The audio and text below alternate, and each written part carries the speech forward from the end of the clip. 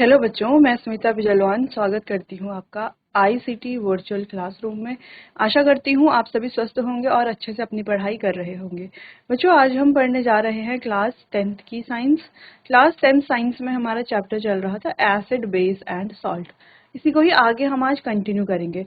एक बार रिवाइज कर लेते हैं लास्ट लेक्चर में हमने क्या क्या पढ़ा था। देखो, एसिड, बेस एंड सॉल्ट के बारे में बात की थी, इनको हम अपने डेली लाइफ में यूज करते हैं। इंडिकेटर्स के बारे में बात की थी, अलग अलग इंडिकेटर्स हैं। कुछ नेचुरल इंडिकेटर्स हैं जैसे कि टर्मरिक, लिटमस। कुछ सिंथेटिक इंडिकेटर्स हैं जैसे कि मिथाइल ऑरेंज, या हम कह सकते हैं फिनोल्फथैलीन इंडिकेटर।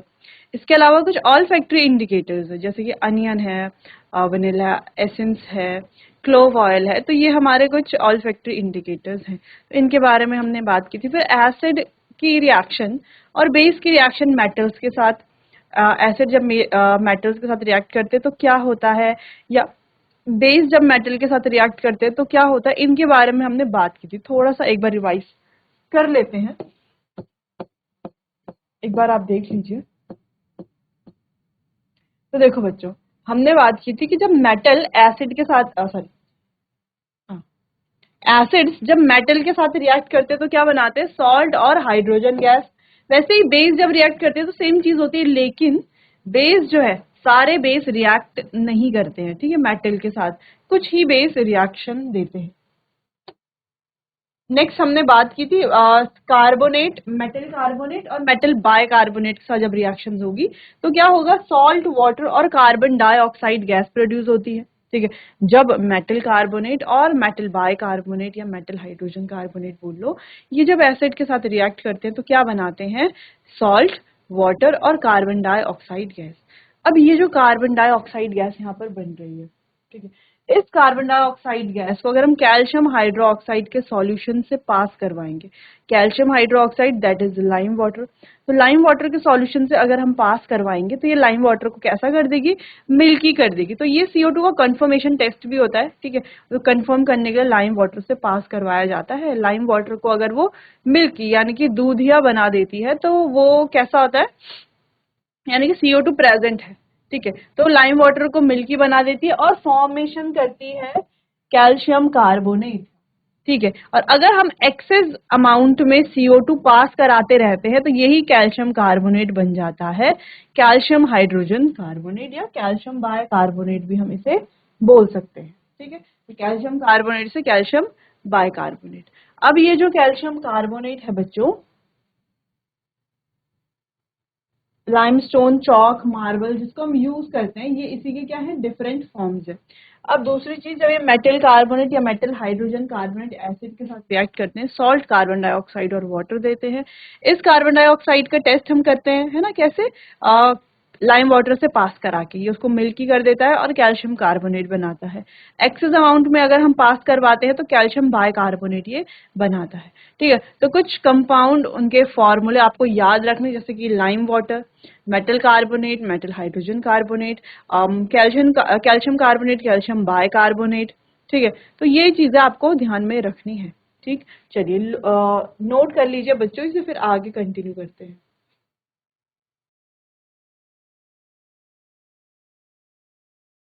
आगे बढ़ते हैं, चलिए। How acid and base react with each other. अब एसिड और बेस एक दूसरे के साथ कैसे रिएक्ट करते, तो अभी तक हमने क्या पढ़ा कि एसिड्स कैसे मेटल के साथ रिएक्ट करते हैं, बेस कैसे मेटल के साथ रिएक्ट करते हैं। ठीक है, मेटल कार्बोनेट और मेटल बाइकार्बोनेट कैसे एसिड के साथ रिएक्ट करते हैं, अभी तक हमने इसके बारे में बात की। अब बात करते हैं कि एसिड और बेस कैसे एक दूसरे के साथ रिएक्ट करते हैं। तो हमको पता है एसिड और बेस जब एक दूसरे के साथ रिएक्ट करते हैं तो उस रिएक्शन को न्यूट्रलाइजेशन रिएक्शन कहा जाता है। सॉल्ट वाटर का फॉर्मेशन होता है। ठीक है, तो लास्ट लेक्चर में नहीं कहेंगे, ये हमने अपने प्रीवियस क्लासेस में पढ़ा हुआ है। ठीक, क्लास 7th में 8th में था हमारे पास एसिड बेस, तो वहां पर ये डिस्कस किया था। ठीक है, खैर यहाँ पर इसको अगेन हम डिस्कस कर लेंगे। चलो, तो टेक 2 ml, क्या करना है हमको, take 2 ml dilute NaOH। Dilute NaOH लेना है 2 ml एक टेस्ट ट्यूब में, और उसमें डाल देने हैं 2 ड्रॉप्स ऑफ फिनोल्फथैलीन सॉल्यूशन। फिनोल्फथैलीन सॉल्यूशन के 2 ड्रॉप उस पर डाल देने। अब ये क्या है, बेस है, बेस में ये सॉल्यूशन डाल दिया है तो सॉल्यूशन का कलर बेस में कैसा हो जाता है, पिंक हो जाता है ना। किसी भी बेसिक सॉल्यूशन का कलर, ये फिनोल्फथैलीन इंडिकेटर जो है, इसके साथ कैसा कलर ये शो करता है, पिंक कलर, ठीक है। और एसिड में colourless. Add dilute HCl solution, अब इसमें क्या करना है, डाइल्यूट HCl सॉल्यूशन डालना है, ड्रॉप बाय ड्रॉप। कैसे डालना है, ड्रॉप बाय ड्रॉप। देखो पहले इसमें बेस डाला हुआ है, बेस में हमने इंडिकेटर डाला, इंडिकेटर ने पुष्टि कर दी कि ये क्या है, बेस ही है, ठीक है, पिंक कलर वहां पर उसका अपीयर हो गया।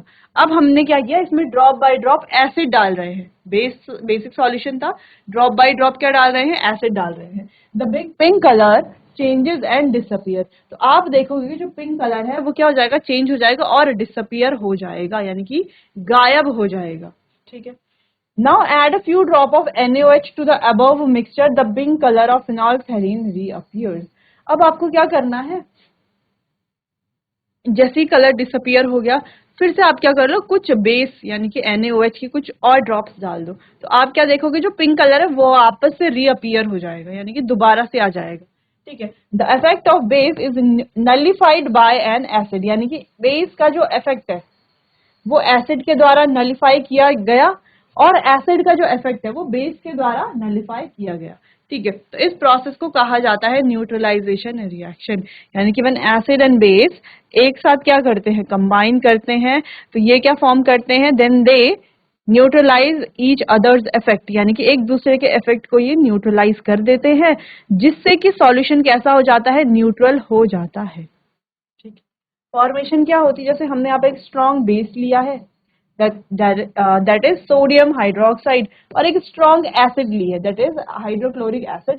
तो ये फॉर्म कर रहा है एक हमारा पास neutral salt, that is sodium chloride, और साथ में water. The reaction between acid and base to give a salt and water is called neutralization reaction. तो समझ में आ रहा है, इस रिएक्शन को न्यूट्रलाइजेशन रिएक्शन क्यों बोल रहे हैं, है ना? क्या है ये, न्यूट्रलाइजेशन रिएक्शन है। क्यों बोल रहे हैं, क्योंकि एसिड और बेस एक दूसरे के इफेक्ट को क्या कर रहे हैं, न्यूट्रलाइज कर रहे हैं। जैसे हमने इस एक्टिविटी से देखा कि दोनों क्या कर रहे हैं, एक दूसरे के इफेक्ट को क्या कर रहे हैं, न्यूट्रलाइज कर रहे हैं, इसीलिए क्या कहेंगे इसे, न्यूट्रलाइजेशन रिएक्शन। अब ये जो न्यूट्रलाइजेशन रिएक्शन है, इसका हमारा डेली लाइफ में एक बहुत इंपॉर्टेंट रोल है। हमारी जो डेली लाइफ है उसमें हम बहुत ज्यादा यूज करते हैं न्यूट्रलाइजेशन को। अब आप कहोगे न्यूट्रलाइजेशन को और डेली लाइफ में कैसे यूज करते हैं, हम तो नहीं करते, हम तो केवल एसिड बेस और सॉल्ट का यूज कर लेते हैं अपने डेली लाइफ में, लेकिन न्यूट्रलाइजेशन का यूज कैसे करते हैं, क्या करते हैं, उसको समझते हैं। देखो एक एग्जाम्पल से समझते हैं, जैसे कभी आपके स्टमक में एसिडिटी बढ़ जाती है, या किसी भी फैमिली मेंबर, कोई भी फैमिली मेंबर है या कोई फ्रेंड है, तो स्टमक में आपको क्या होने लगती है, एसिडिटी होने लगती है। एसिडिटी का मतलब क्या है कि स्टमक में एसिड की मात्रा बढ़ने लगती है। जैसे मान लो ये है हमारा, मान लो ये आपका स्टमक है, ठीक है, फिर इसके बाद ये जो इंटेस्टाइन वगैरह जो भी, ये स्टमक है। अब स्टमक में आप जानते हैं पहले से ही हाइड्रोक्लोरिक एसिड की कुछ मात्रा उपस्थित होती है, पहले से उपस्थित होती है। क्यों होती है, हमारे फूड के डाइजेशन के लिए, जो भी हम खाना खा रहे हैं वो अच्छे से डाइजेस्ट हो जाए, इसीलिए है ना। एसिड क्या करेगा, उसको ब्रेक डाउन करेगा, फिर आगे वो एनर्जी में कन्वर्ट होकर बाकी प्रोसेस आप बायो में पढ़ते हैं, ठीक है। तो थोड़ा एसिड तो प्रेजेंट होता है स्टमक में, ठीक है। अब कभी कभी क्या हो जाता है बच्चों की, ये जो एसिड है जो कम क्वांटिटी में प्रेजेंट, आगे हम पढ़ेंगे कितनी क्वांटिटी में प्रेजेंट होता है, पर फिलहाल हम जान लेते हैं कि कम क्वांटिटी में प्रेजेंट है, ठीक है। एग्जाम्पल के लिए हम समझ रहे हैं, तो कम क्वांटिटी में अगर ये प्रेजेंट है हमारे स्टमक में, तब तो हमें कोई दिक्कत नहीं आती, हम खाना खाते हैं, वो डाइजेस्ट होता है अपना प्रॉपर टाइम, जिस जिस तरह का फूड हम लेते हैं, जो भी फूड हम इंटेक करते हैं उसके अकॉर्डिंग डाइजेशन प्रोसेस होती है। अब कुछ फूड जो है वो जल्दी डाइजेस्ट हो जाते हैं, कुछ फूड देर में डाइजेस्ट होते हैं, जो भी है डाइजेशन होता है फूड का, जो भी है। लेकिन कभी कभी क्या होता है, ये जो एसिड है हमारे स्टमक में, इसकी मात्रा बढ़ जाती है, इंक्रीज हो जाती है। जब एसिड की मात्रा हमारे स्टमक में बढ़ जाती है, तो हमारे चेस्ट में, या जो हमारा फूड पाइप है, ठीक है, या जो भी हमारे गला है, पूरे चेस्ट में हमें क्या होने लगता है, बर्निंग पेन महसूस होने लगता है, ठीक है। ये किस वजह से होता है, बढ़ती हुई एसिड के कारण। एसिड बढ़ रही है हमारे स्टमक में, एसिड की मात्रा ज्यादा हो गई है, तो हमें हो जाती है एसिडिटी। क्या हो जाती है, एसिडिटी, ठीक है। तो आपने अक्सर देखा होगा घर में फैमिली मेंबर्स जो हैं, जो ज्यादा एज्ड हैं, है ना, जो बड़े हैं, तो आपने अक्सर देखा होगा उनको एसिडिटी की प्रॉब्लम होती है, तो कुछ भी खाते हैं तो क्या होने लगता है, सीने में जलन होने लगती है, ठीक है, और स्टमक में जलन होने लगती है, ठीक।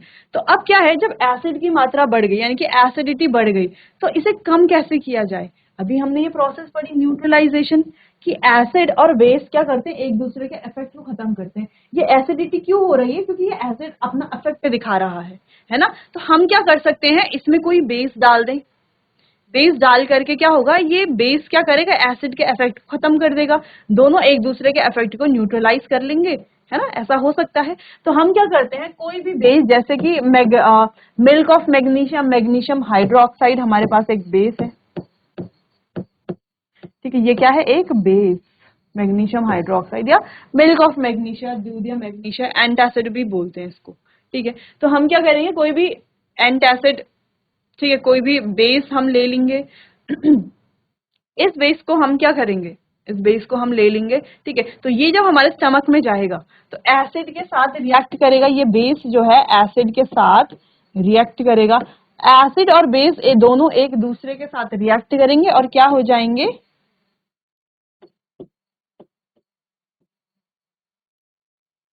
न्यूट्रलाइज हो जाएंगे, एक दूसरे के इफेक्ट को खत्म कर देंगे, जिससे हमें ये जो बर्निंग पेन हो रहा था हमारे स्टमक में, हमारे चेस्ट में इससे क्या होने लगेगा, हमें इससे हमें रिलीफ मिलेगा, ठीक है।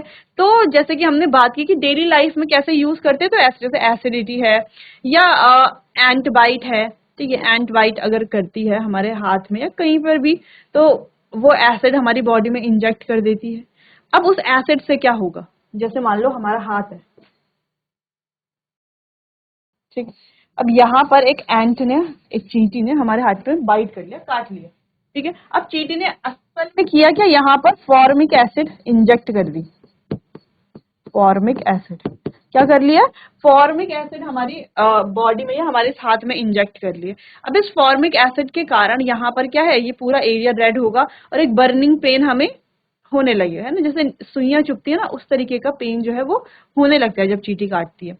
तो हम क्या करेंगे, तो हम यहाँ पर फॉर्मिक एसिड, तो हम यहाँ पर कोई बेस जैसे कैलामाइन पाउडर या कोई भी बेस, कोई भी माइल्ड बेस, हल्का फुल्का बेस, क्योंकि स्ट्रॉन्ग एसिड है नहीं, है ना, वीक एसिड है, तो कोई भी हल्का फुल्का बेस डाल करके हम क्या कर लेंगे, इसको बेस को इस एरिया पर रब कर लेंगे और धीरे धीरे हम देखेंगे कि ये जो पेन हो रहा था वो उससे हमें रिलीफ मिल जाएगा। होता क्या है कि बेस क्या करता है, इस एसिड के इफेक्ट को न्यूट्रलाइज कर देता है, ठीक है। तो ऐसे ही कई सारे एग्जाम्पल हैं, जैसे फैक्ट्री वेस्ट है, तो फैक्ट्री वेस्ट को डायरेक्टली जो वाटर बॉडीज है उनमें नहीं छोड़ा जाता।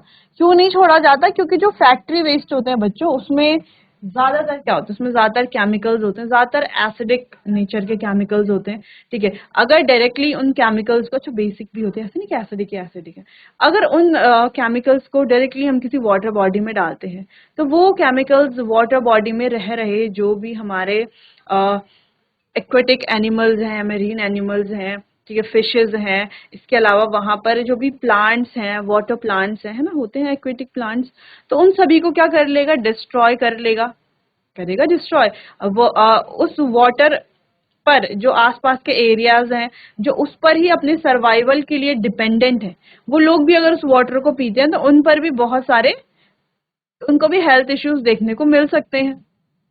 तो इसीलिए फैक्ट्री वेस्ट को डायरेक्टली नहीं छोड़ा जाता वाटर बॉडी में, क्या किया जाता है, उसे पहले न्यूट्रलाइज किया जाता है। अगर वो ज्यादा एसिडिक नेचर का है तो बेस डाल देंगे, न्यूट्रलाइज कर देंगे, अगर ज्यादा बेसिक नेचर का है तो एसिड डाल करके उसको न्यूट्रलाइज कर देंगे तो न्यूट्रलाइज करने के बाद फिर जो है उसे वाटर बॉडी में छोड़ दिया जाता है। क्लियर है, तो यहाँ पर हम न्यूट्रलाइजेशन रिएक्शन को समझ चुके हैं, बहुत ज्यादा चीजें हमने यहाँ पर देख ली है। क्लियर है, इसको आप नोट कर लीजिए बच्चों।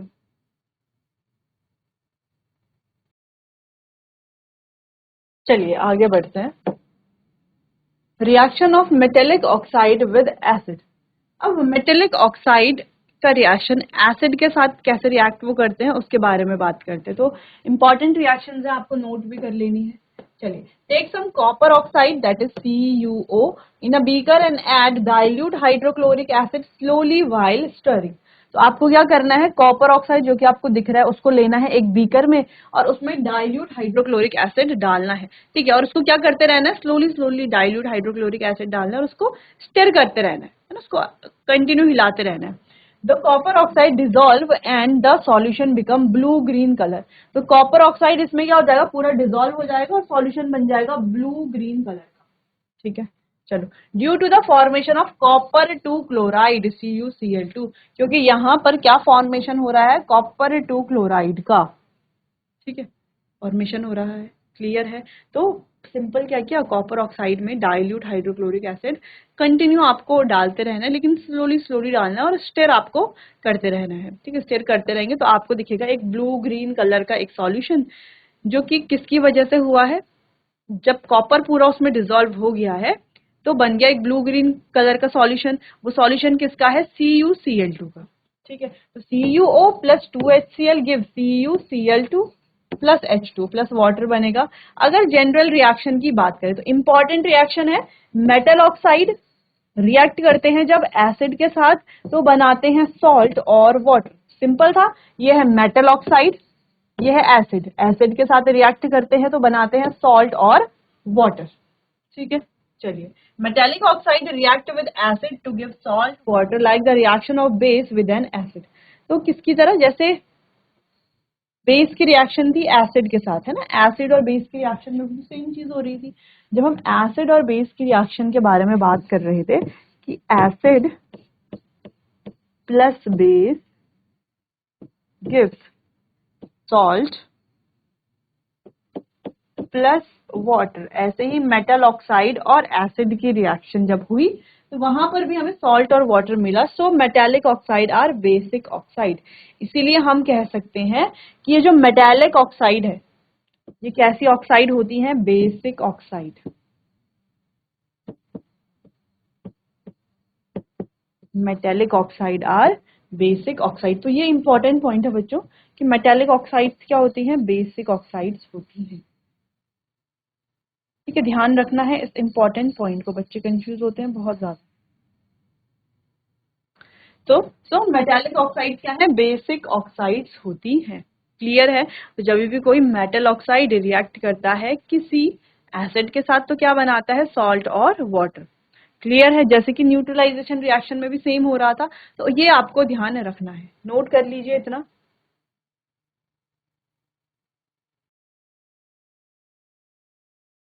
आगे बढ़ते हैं, कुछ और रिएक्शन यहाँ पर देखेंगे। Non metallic oxide with base. तो मेटेलिक ऑक्साइड के बारे में बात कर ली, बात करते हैं नॉन मेटेलिक ऑक्साइड। तो calcium hydroxide base react with carbon dioxide to produce salt and water, ठीक है। तो देखो, बेस, ये कैल्शियम हाइड्रोक्साइड क्या है, बेस, और ये है non metallic oxide that is carbon dioxide. के साथ जब ये रिएक्ट करेगा तो बनाता है कैल्शियम कार्बोनेट और H2O, है ना। ये रिएक्शन हमने पहले भी पढ़ी है। CO2 को कंफर्मेशन टेस्ट के लिए CO2 को जब पास करवाया जाता है लाइम वाटर से तो लाइम वाटर को क्या कर देती है, ये मिल्की कर देती है और कैल्शियम कार्बोनेट का फॉर्मेशन करती है। लेकिन हाँ, अगर हम गैस को कंटिन्यू पास करवाते हैं तो कैल्शियम कार्बोनेट से क्या बन जाता है, कैल्शियम बाइकार्बोनेट, ठीक है। क्लियर है, ये रिएक्शन पहले भी पढ़ी है। तो देखो बार बार रिएक्शंस आ रही हैं, है ना, एक जैसी रिएक्शन, तो आप एक बार अच्छे से रिएक्शन को आपको क्या कर लेना है, रिवाइज कर लेना है। This is similar to the reaction between base and acid. It means non-metallic oxides are acidic in nature. अब दो अपोजिट चीजें देखो, जो नॉन मेटेलिक ऑक्साइड्स हैं वो एसिडिक नेचर की हैं और जो मेटेलिक ऑक्साइड हैं वो बेसिक नेचर की हैं, ठीक है। इतना आपको ध्यान रखना है कि जो मेटल्स की जो ऑक्साइड है, मेटेलिक ऑक्साइड, वो है बेसिक नेचर की और जो नॉन मेटेलिक ऑक्साइड्स हैं वो है एसिडिक नेचर की।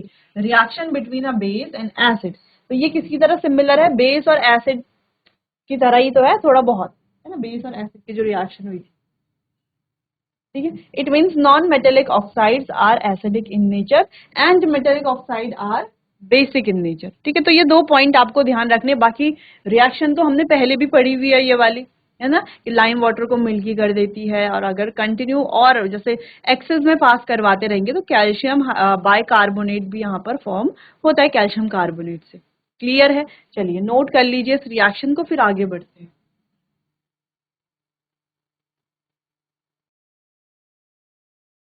चलिए आगे बढ़ते हैं। चलिए, what do all acid and base have in common, यानी कि एसिड और बेस में कॉमन क्या है।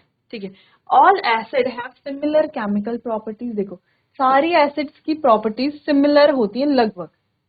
जैसे all acid generate hydrogen gas on reacting with metal, so hydrogen seems to be common to all acid. जैसे कि एसिड्स में कॉमन तो यही लगता है ना, कि एसिड जब मेटल के साथ रिएक्ट करती है तो हाइड्रोजन गैस प्रोड्यूस करती है। लगभग सारी ही एसिड प्रोड्यूस करती हैं।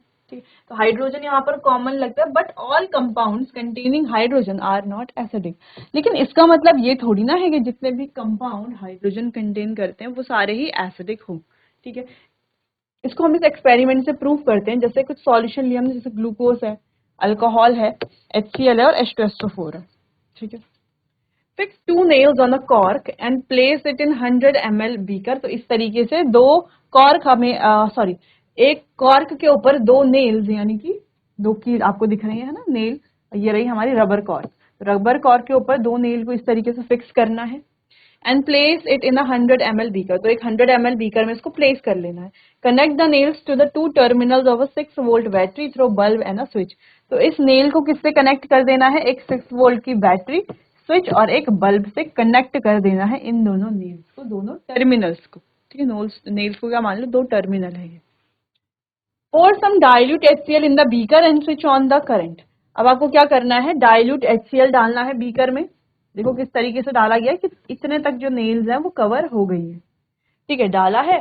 उसके बाद हमें क्या करना है कि स्विच ऑन कर लेना है। Repeat with dilute H2SO4। इसको डाइल्यूट H2SO4 से रिपीट करना है। ठीक है, जैसे हमने HCl डाला, फिर इस एक्सपेरिमेंट को अगेन रिपीट करेंगे डाइल्यूट H2SO4 के साथ। In both cases bulb glow. तो आप क्या देखोगे, दोनों केसेस में बल्ब ग्लो हो रहा है। It means there is an electric current through the acidic solution by ions. इसका मतलब है कि यहाँ पर क्या है, इलेक्ट्रिक करंट है एसिडिक सॉल्यूशंस में आयंस के द्वारा। क्लियर है। तो चलिए बच्चों, आज के लिए बस इतना ही। बाकी इसको ही डिटेल में डिस्कस करेंगे हम अपने आने वाले अगले सेशन में। तब तक के लिए आपका बहुत बहुत धन्यवाद।